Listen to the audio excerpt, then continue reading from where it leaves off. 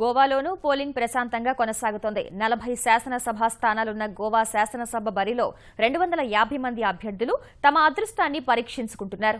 రాష్ట్రంలో సుమారు 11 లక్షల మంది ఓటర్లుండగా వారి కోసం 1642 పోలింగ్ కేంద్రాలు ఏర్పాటు చేశారు. ఓటు హక్కును వినియోగించుకునేందుకు ఉదయం 7 గంటలకు ముందు నుంచే ఓటర్లు పోలింగ్ కేంద్రాల వద్ద బారులు తీరారు. ఉదయం 11 గంటల వరకు రాష్ట్రంలో 34% పోలింగ్ నమోదైంది.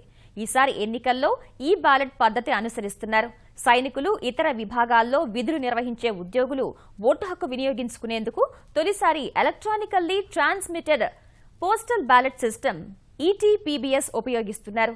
గోవాలోని అన్ని నియోజకవర్గాల్లోనూ ఈ బ్యాలెట్ పద్ధతి అమలు చేస్తున్నారు.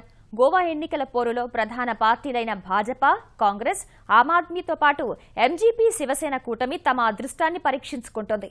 రాష్ట్రంలోని కీలక ప్రాంతాల్లో భారీ భద్రత ఏర్పాటు చేయగా గోవా ఎన్నికల ఫలితాలు మార్చి 11న వెలువడనున్నాయి.